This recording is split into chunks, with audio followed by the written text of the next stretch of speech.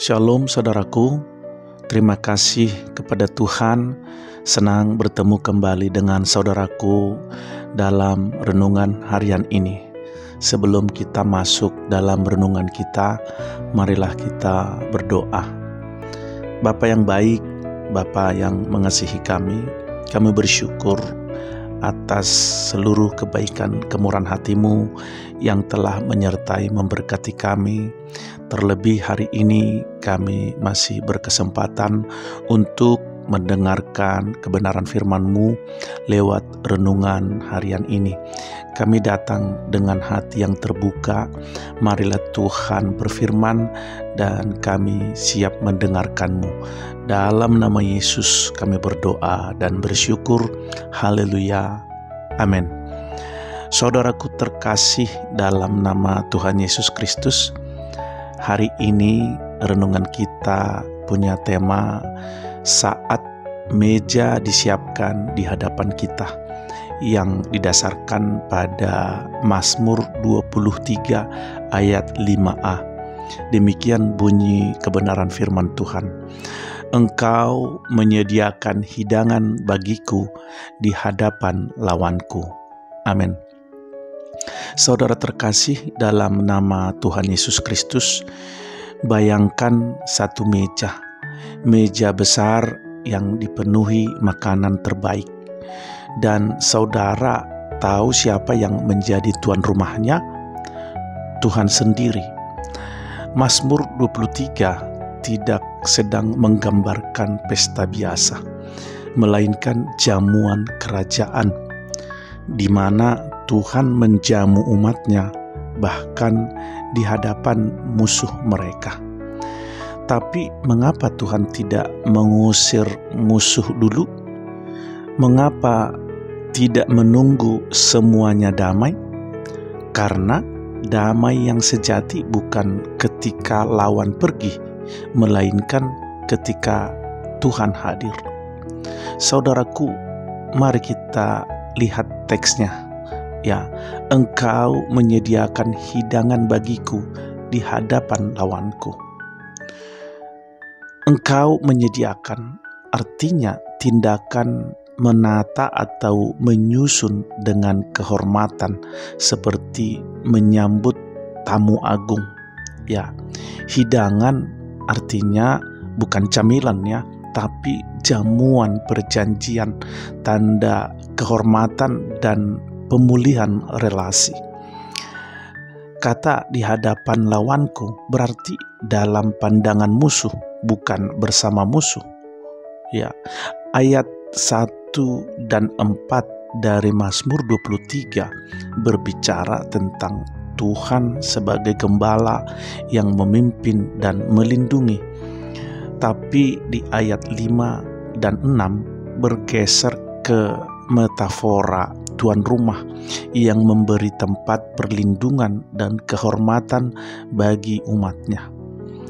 Ini bukan sekedar makan di depan orang yang membenci kita, tapi ini adalah gambaran publik dari pemulihan dan kehormatan yang Tuhan berikan kepada orang benar, meskipun mereka dikepung oleh lawan. Tuhan tidak hanya menyelamatkan, Ia juga memulihkan harga diri umatnya. Saudaraku, untuk memahami kekuatan ayat ini secara emosional, marilah kita coba lihat sebuah kisah nyata. Tahun 1994, Rwanda dilanda genosida. Ratusan ribu orang dibantai karena etnis. Seorang Immaculée Ilibagiza, seorang wanita Kristen, bersembunyi dalam kamar mandi yang sempit selama 91 hari. Ia selamat, tapi seluruh keluarganya dibunuh. Bertahun-tahun kemudian ia diundang untuk berbicara dalam pertemuan rohani. Di sana ia bertemu dengan pria yang membunuh ayah dan saudara-saudaranya. Saudaraku, bayangkan jika saudara di posisinya, apa yang akan saudara lakukan? Immaculée memandang pria itu dan berkata, "Saya memaafkanmu, karena jika saya tidak memaafkan, saya tetap dikurung, bukan di kamar mandi, tapi di penjara batin saya sendiri." Hari itu Tuhan menata meja, bukan di tempat mewah, tapi di hadapan musuh. Dan di meja itu terjadi kehormatan rohani, bukan karena musuh berubah, tapi karena Immaculée memilih duduk di meja Tuhan, bukan di meja balas dendam. Saudaraku, dalam Alkitab, meja bukan sekedar tempat makan. Meja melambangkan satu perlindungan. Tuhan menunjukkan bahwa siapapun yang berlindung padanya akan dijaga, bahkan di tengah ancaman. Yang kedua adalah kehormatan. Seperti raja menjamu tamunya, Tuhan memuliakan umatnya di hadapan lawan. Yang ketiga, perjanjian dan kasih. Meja adalah simbol persekutuan dan penerimaan. Kita coba lihat Mephiboset, cucu Saul yang lumpuh, diundang makan di meja Daud setiap hari. Ada kisahnya di 2 Samuel 9. Dan Yesus sering duduk makan dengan orang berdosa, karena meja itu adalah tempat pemulihan. Mazmur 23 ayat 5a adalah tentang hadirat Tuhan yang memuliakan kita, bukan karena kita menang, tapi karena kita berdiam dalam Dia. Saudaraku, bagaimana Mazmur 23 ayat 5a bekerja dalam kehidupan kita? Bisa jadi kita sedang berada di tempat kerja yang penuh tekanan, atau dalam keluarga yang retak, atau mungkin di gereja yang sedang ada gesekan diam-diam. Dan kita ingin Tuhan menyingkirkan semua masalah dulu.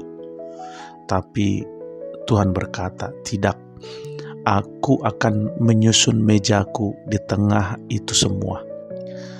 Bukan untuk membuatmu nyaman, tapi supaya dunia tahu bahwa kamu milikku.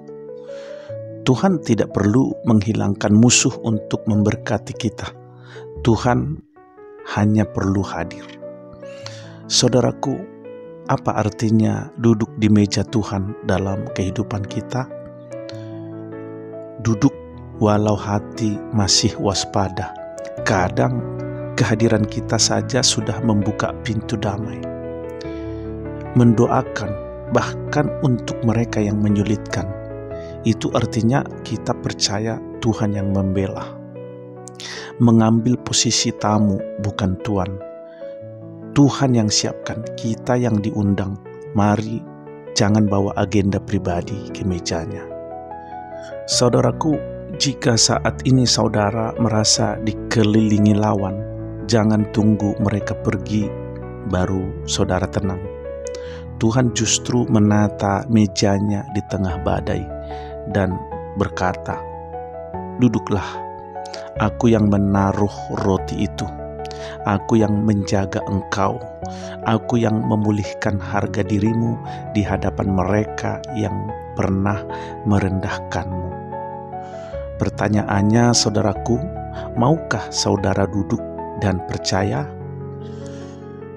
Saudaraku, demikianlah kebenaran firman Tuhan dalam renungan harian ini. Marilah kita tutup dalam doa. Bapa yang baik, Bapa yang mengasihi kami, di hadapan musuh, Engkau bukan membekali kami senjata, tapi menata meja. Bukan untuk berperang, tapi untuk duduk, untuk makan bersamamu, untuk dikuatkan dalam kasih-Mu, untuk dimuliakan dalam hadirat-Mu.